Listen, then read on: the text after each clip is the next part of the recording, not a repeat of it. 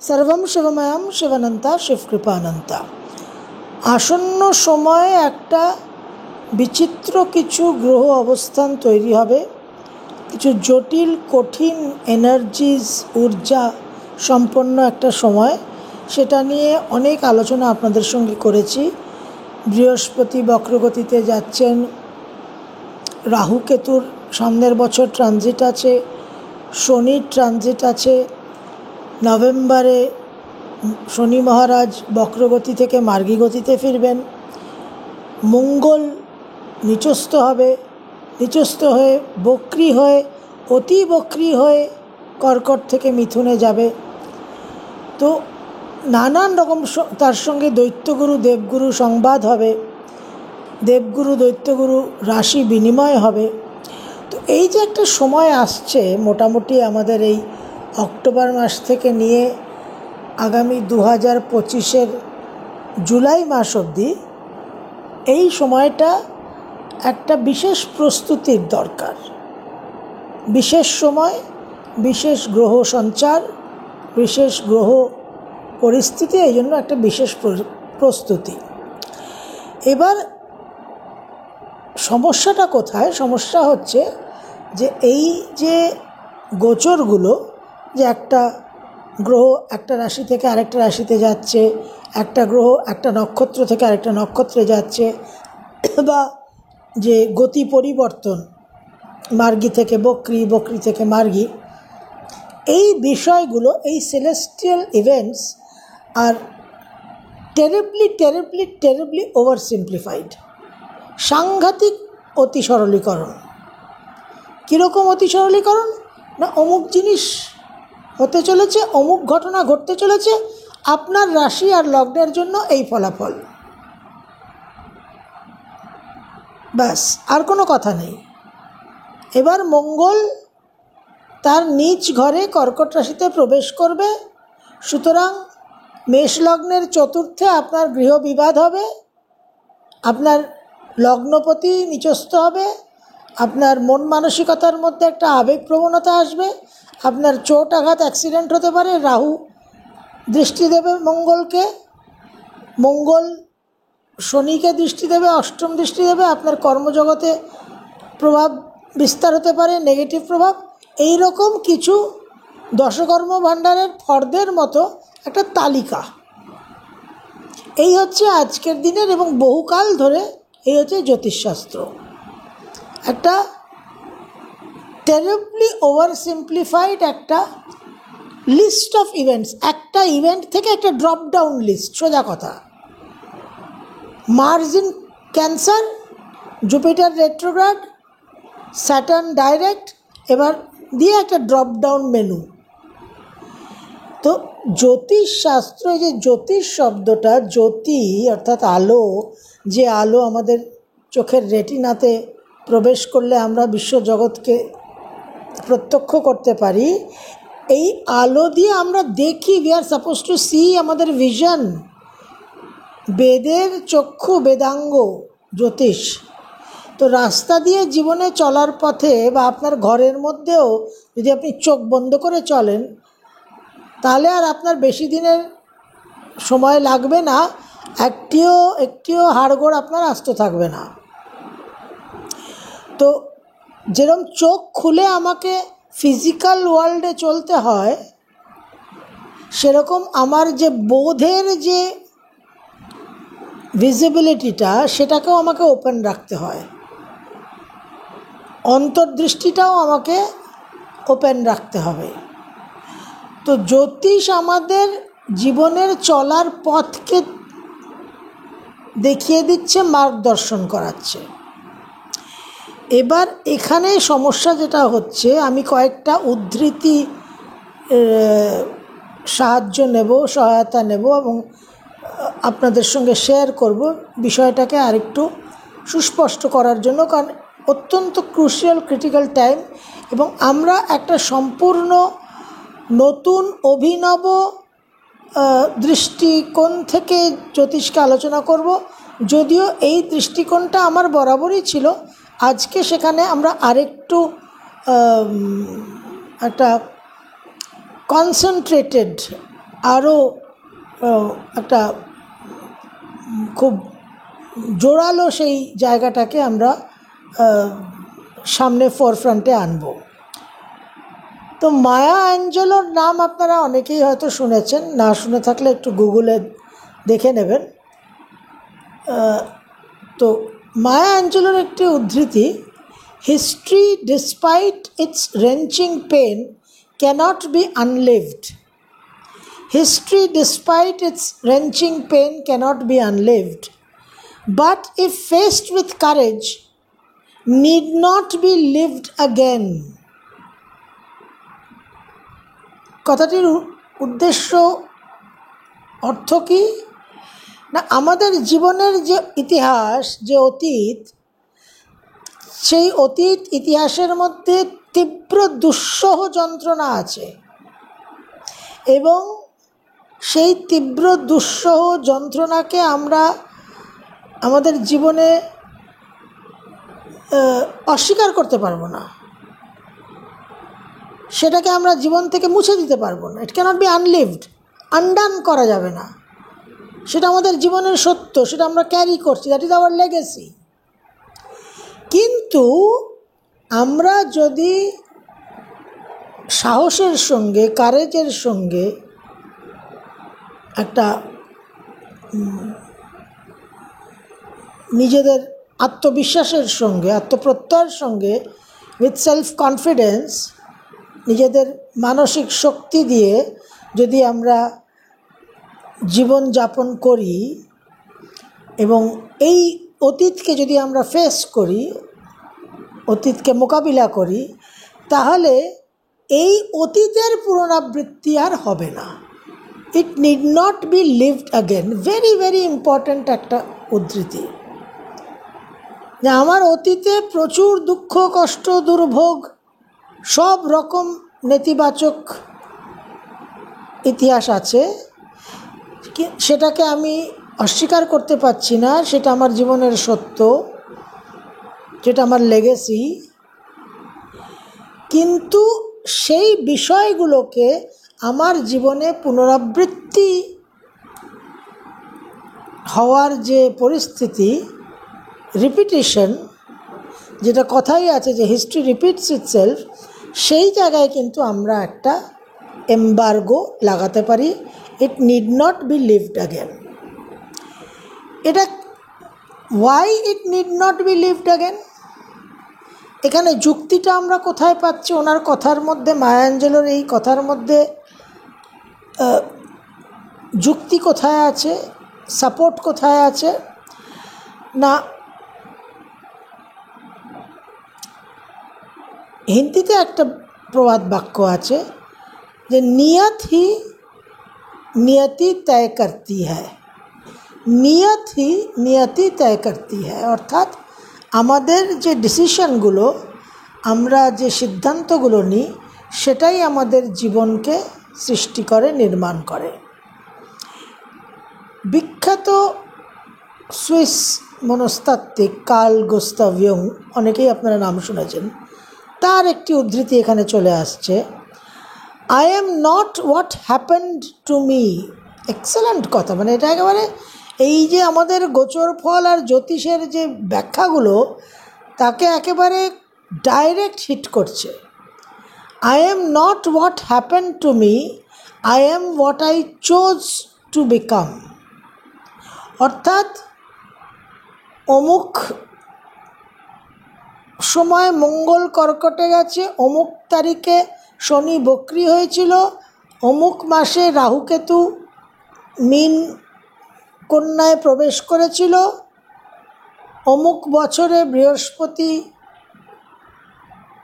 বৃষে প্রবেশ করেছিলেন। এই সমস্ত যে ঘটনা, এই ঘটনাগুলো আমার জীবনকে সৃষ্টি করেছে, এই কথাটা সত্য নয়, কথাটা মিথ্যে। I am not what happened to me, I am what I chose to become. অর্থাৎ ওই যে আমার ইতিহাস, মায়া অ্যাঞ্জেলো বলছেন যে ইতিহাসে আমার যন্ত্রণা, দুঃখ, কষ্ট, দুর্ভোগ, সেই ইতিহাসকে আমি আবার পুনরাবৃত্তি হতে সাহায্য করেছি, আমি আমার জীবনে নতুন করে আত্মবিশ্বাস দিয়ে, সাহস দিয়ে, মনোবল দিয়ে, শক্তি দিয়ে আমার ইতিহাসকে পরিবর্তন করার কোনো প্রয়াস করিনি। সেই জন্য আমার জীবনে I chose to become what I became. আমার জীবনে আজকে যা পরিস্থিতি সেটা আমারই কর্ম, আমারই সিদ্ধান্ত। কারণ সক্রেটিস আরেকজন বিশেষ দার্শনিকের একটি উদ্ধৃতি এখানে চলে আসছে, the unexamined life is not worth living. যে জীবনকে আমি কোনো বিশ্লেষণ করলাম না, কোনো পরিদর্শন করলাম না, সে জীবন যাপন করার কোনো মূল্য নেই এবং সেই জীবন অত্যন্ত নিম্নমানের হয়ে যায়। তো যখন আমি আমার জীবনকে এক্সামিন করব, বিশ্লেষণ করব, পরিদর্শন করব, তখন আমার জীবনের সামনে আমার সামনে কী চিত্র দাঁড়াবে? যে আমার ইতিহাস, আমার অতীতে কী ছিল, কী যন্ত্রণা ছিল, কী দুর্ভোগ ছিল, কী দুর্দশা ছিল, কী ভুল ছিল, কী ত্রুটি ছিল, কী দোষ ছিল। তখন আমি ডিসিশন নেব সেই ভুল ত্রুটিগুলোকে সংশোধন করার। নিয়ত হি নিয়তি তয় করতি হ্যায়। এবং আমি যখন সিদ্ধান্তগুলো নেব, প্রথমে আমি এক্সামিন করে দেখব আমার কি কি হয়েছে পাস্টে, হিস্ট্রিতে আমি এক্সামিন করে দেখব। তখন আমি সেগুলোকে, আমার দোষ ত্রুটিগুলোকে আমি একটা সোয়াট অ্যানালিসিস করব, strength, weakness, opportunities and threats করে আমার যে উইকনেসেস অ্যান্ড থ্রেটস সেগুলোকে আমি সংশোধন করার, কারেকশন করার, রেকটিফিকেশন করার চেষ্টা করব। এবং তখন আমি আর কথা বলবো না যে I am what happen to me, কিন্তু I am what I chose to become. এবং সেটা তখনই সম্ভব যখন আমি আমার জীবনকে এক্সামিন করব, আমার জীবনকে আমি একটা ওই জ্যোতিষের যে বেদাঙ্গ চক্ষু, বেদের যে বেদাঙ্গ চক্ষু জ্যোতিষ, সেই দিয়ে আমি, সেই আলো দিয়ে, সেই জ্ঞানের আলো দিয়ে আমি আমার জীবনকে পরিদর্শন করব, ব্যাখ্যা করব। এবং একটা অতি সরলীকরণ, ট্রেমেন্ডাস, টেরিবল, হরিফাইং যে ওভার সিম্পলিফিকেশন, এ ড্রপ ডাউন মেনু, এই ট্রানজিট, এই মোশন চেঞ্জ, এই তার ফল, টাক টাক টাক টাক টাক টাক। এই যে জায়গাটা, এই যে একটা, এই অতি সরলীকরণ, ওভার সিম্পলিফিকেশনের যেটা বিশেষত্ব, সেটা হচ্ছে একটা এই গোচরকে, এই যে ঘটনাগুলোকে, এই যে সেলেস্টিয়াল ইভেন্টস, এই যে সৌরমণ্ডলে বিভিন্ন ঘটনা ঘটছে, সেই ঘটনাগুলোর একটা স্তবস্তুতি, আরাধনা, অর্চনা, বন্দনা। ব্যাসদেবের মতো ক্ষমতা থাকলে আজকের দিনে সেই শ্লোক লেখা হয়ে যেত।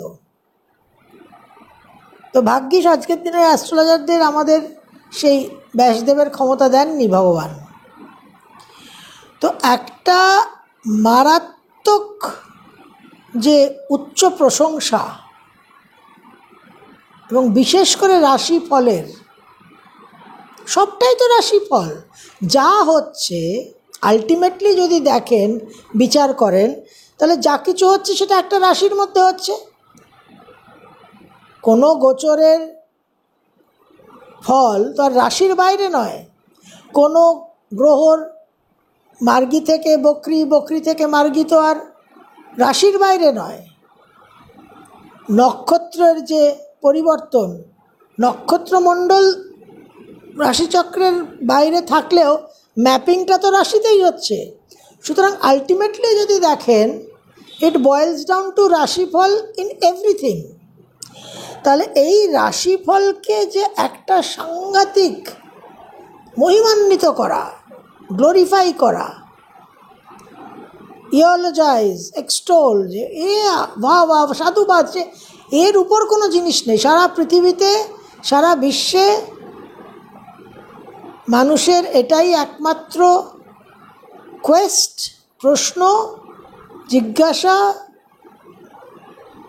জ্ঞানের তৃষ্ণা, যে সেলেস্টিয়াল সৌরমণ্ডলে কী হচ্ছে সেটা জানতে হবে, এবং তার ফলস্বরূপ ওই ড্রপডাউন মেনু টাক টাক টাক টাক টাক কী হতে পারে। এই যে জায়গাটা, এই যে গুণগান করাটা, এইটা হচ্ছে সবচেয়ে বড় বিকৃতি, ডিস্টরশন এবং জ্যোতিষশাস্ত্রের একটা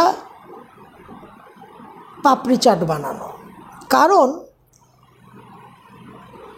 যে কোনো সেলেস্টিয়াল ইভেন্ট, যা কিছু হচ্ছে আমাদের সৌরমণ্ডলে, সেই সাপেক্ষে, সেই প্রেক্ষিতে দু রকমের ওরিয়েন্টেশন হতে পারে। এটা কিন্তু সিঙ্গুলারিটির জায়গা নেই এখানে, যেটা মায়া অ্যাঞ্জেলো বলছেন, যে তোমার একটা পাস্ট আছে, তোমার একটা অতীত আছে, সেই অতীতে ভয়ঙ্কর সমস্ত তোমার স্মৃতি এবং প্রভাব, but you can choose to avoid repetition. তার জন্য এক্সামিন করতে হবে, যেটা সক্রেটিস বলছেন। তো যে কোনো বিষয়েরই এই যে সেলেস্টিয়াল ইভেন্টসগুলো আমাদের সারা বছর হচ্ছে, আপনার উন্মুখ হয়ে থাকেন শোনবার জন্য, তাতে দু রকমের ওরিয়েন্টেশন হতে পারে। একটা প্রথম ওরিয়েন্টেশন কি, যে আমার ইমোশনাল রিঅ্যাক্টিভিটি, যে এই গ্রহর গতি পরিবর্তন, রাশি পরিবর্তন, নক্ষত্র পরিবর্তনে আমার মনের উপর এই প্রভাব বিস্তার হচ্ছে, এবং অ্যাকর্ডিংলি অটোমেটিক, অটো পাইলট মোডে আমার এই প্রতিক্রিয়া হবে, এবং জ্যোতিষশাস্ত্র আপনাকে বলবে সাবধান হন, সচেতন হন, সজাগ হন, কোনো রিস্ক নেবেন না, ইত্যাদি ইত্যাদি। কিন্তু ওই সাবধানতা, ওই সজাগতা, ওই সচেতনতার মূল্য খুব কম, কারণ আপনার পুরো মনের প্রায় 96% যে অবচেতন মন, সেটা আপনাকে কন্ট্রোল করছে, আর 4%, 4% কনসিয়াস মাইন্ড, সচেতন মন, একটা শুনছে যে এবার আপনাকে সচেতন হতে হবে। তো অ্যাডিকশনের মতো, যে কোনো একটা নেশার মতো, যেরকম যে মাদক দ্রব্যটা ব্যবহার করছে, সে যেরকম জানে যে সেটা তার জন্য ক্ষতিকর, সে হয়তো সেই ক্ষতিকর প্রভাবটাকে অনুভবও করছে, কিন্তু সে কিছুতেই সেটাকে ত্যাগ করতে পারছে না, কারণ তার উইথড্রয়াল সিমটমস এত সাংঘাতিক, কারণ সেখানে তার সাবকনশিয়াস, আনকনশিয়াস মাইন্ড তাকে কন্ট্রোল করছে। সুতরাং প্রথম ওরিয়েন্টেশন যেটা আপনার, যে প্রথম যে স্থিতিটা, যে স্থিতিবোধটা, সেখানে আপনার ইমোশনাল রিঅ্যাক্টিভিটি হতে বাধ্য,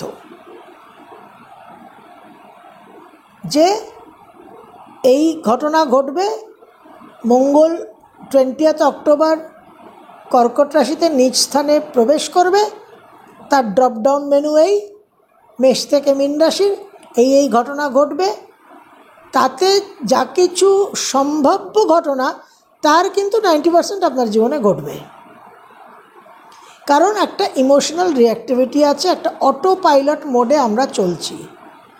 যে কারণে মায়া অ্যাঞ্জেলোর এই যে কথাটা, যে history need not be lived again, সেটা হচ্ছে না। হিস্ট্রি বারবার ইজ রিপিটিং ইটসেলফ।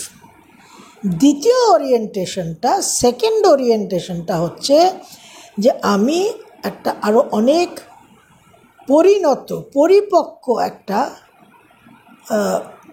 বিকাশমূলক একটা আচরণ করব, একটা জীবনের একটা দায়িত্ব গ্রহণ করব। I will take ownership of my life, একটা ম্যাচিওর লিডারশিপ রোলে আমি চলে যাব, এবং সেখানে গিয়ে আমি আমার যে ইমোশনাল মুভমেন্টসগুলো, প্লে অফ ইমোশনসগুলো, যে ইমোশনাল এক্সপিরিয়েন্সেসগুলো, সেগুলো সম্বন্ধে আমি সচেতন হব, হয়ে আমি কিছু কনশাস চয়েসেস নেব। এটা করার জন্য একটা প্র্যাকটিস চাই, একটা ডিসিপ্লিন চাই। এটা কিন্তু বললেই হবে না। যে ডিসিপ্লিনটা চাই, যে প্রক্রিয়াটা চাই, সেটা হচ্ছে একটা তার বিশেষ অংশ হচ্ছে মন্ত্র সাধনা, নিত্য উপাসনা।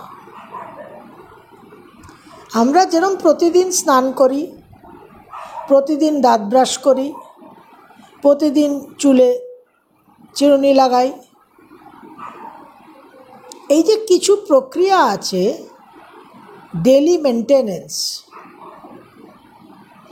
এরকম মনের জন্যও একটা ডেলি মেনটেনেন্সের সিস্টেম আছে, যেটাকে বলা হচ্ছে নিত্য উপাসনা।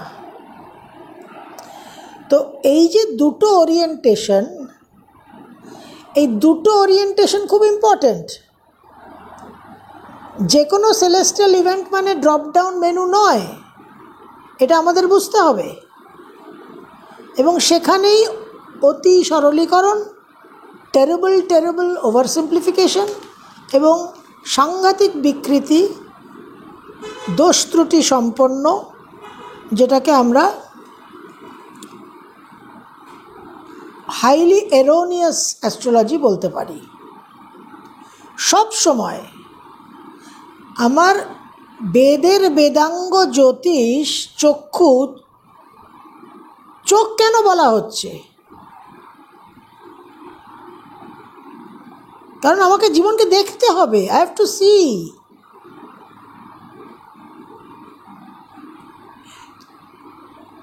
দর্শন, পরিদর্শন। আমি যখন গাড়ি চালাচ্ছি, আমি যখন ন্যাভিগেট করছি, আমাকে জিপিএস হেল্প করছে আজকের দিনে। গাড়ি চালাবার সময় জিপিএস আমার জ্যোতিষ, কিন্তু আমাকে দেখতে হবে। তো এই যে ডুয়াল ওরিয়েন্টেশনটা, 2 স্টেপ ওরিয়েন্টেশন, এবার ফার্স্ট স্টেপ ওরিয়েন্টেশন যে আমার ইমোশনাল রিঅ্যাক্টিভিটি, ওই ড্রপ ডাউন মেনু, তাহলে আমার ওইখানেই আমার history will continue to repeat itself. এবং সেকেন্ড ওরিয়েন্টেশনটা আমি যদি ফলো করি, যে আমি একটা ম্যাচিওর, একটা একটা সেলফ লিডারশিপের ownership, I will take ownership of my life. আমি বলবো I will not play the blame game, যে অমুকে খারাপ করে দিয়েছে, তমুকে তুক করে দিয়েছে, তুসুকে তাক করে দিয়েছে। কারণ নিয়ত ही नियति বানাতি হ্যায়। তো এবার এই যে মঙ্গলের যে ট্রানজিটটা আসছে, বিশেষ করে একটা আমাদের একটা হ্যান্ডফুল আসছে, যে ফুলের যেরকম তোড়া হয়, বোকে অফ ফ্লাওয়ার্স, সেরকম handful of planetary events, celestial events আসছে। তার মধ্যে মঙ্গলের যে কর্কটে প্রবেশ, কর্কটে বক্রগতি, কর্কটে অতিবক্রী হয়ে মিথুনে পশ্চাৎগমন, এইটা খুব ক্রুশিয়াল হবে। কারণ কর্কট হচ্ছে 4th হাউস, আমাদের মন সব কিছুকে গাইড করে, ইমোশনই আমাদের সব। এবং প্রথম ওরিয়েন্টেশনই হচ্ছে ইমোশনাল রিঅ্যাক্টিভিটি। এবং by itself just emotional reactivity যে কনসেপ্টটা, যে আমাদের যে আবেগপ্রবণ হয়ে যে একটা সাংঘাতিক খুব সহজাত প্রবৃত্তি, যেটাকে আমরা ভিসেরিয়াল ইনস্টিংটিভ ইনস্টিগেটিং একটা এনার্জি বলতে পারি, যেখানে কোনো যুক্তি, তর্ক, কোনো এক্সামিনেশন, কোনো পরিদর্শন, কোনো সচেতনতা, কোনো সজাগতা, কোনো সাবধানতা কাজ করবে না। এবারে চটমাংনি পটসাদি, একদম স্ট্রেট ড্রপ ডাউন লিস্ট। এই কম্বিনেশনটা এত ক্রুশিয়াল, মঙ্গলের যে এনার্জিটা highly visceral, highly instinctive, highly instigating, এবং তার সঙ্গে house of emotion, 30 degrees of emotions, এটাই তো আমাদের জীবনের মেইন এরিয়া, পিভটাল রোল প্লে করে। এবং এই মঙ্গলের কর্কটের যে কানেকশনটা, এটাই কিন্তু বাকি সব সেলেস্টিয়াল ইভেন্টসের রেজাল্টকে নিয়ন্ত্রণ করবে। তো আমরা এই আসন্ন সময়ের জন্য যে ওরিয়েন্টেশনটা নেব, সেটা তো অবশ্যই ইমোশনাল রিঅ্যাক্টিভিটির ওরিয়েন্টেশন নয়, অবশ্যই অবশ্যই অবশ্যই একটা মোর ম্যাচিওর ওনারশিপ অ্যান্ড সেলফ লিডারশিপের জায়গা। কিন্তু তার সঙ্গে পুরো এই জ্যোতিষের যে অ্যানালিসিসটা, যে বিশ্লেষণটা, সেটাকে আমরা একটা নতুন আঙ্গিকে দেখার, বোঝার, গ্রহণ করার এবং কার্যকর করার চেষ্টা করব। অবশ্যই সবটাই গুরুকৃপা, ইষ্টকৃপা, এবং আমি মনে করি এই নবরাত্রিতে দেবী দুর্গার কৃপা।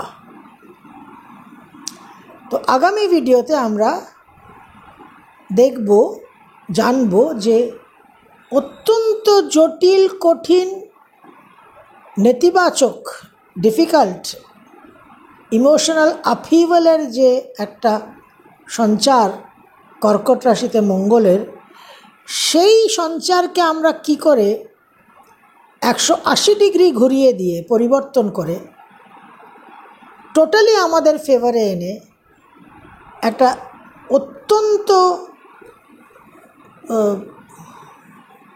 পজিটিভ, ইতিবাচক, ফেভারেবল এবং লাভজনক একটা ট্রানজিটে আমরা পরিবর্তন করতে পারি, এটাই আমাদের সামনের আগামী ভিডিওর প্রয়াস হবে।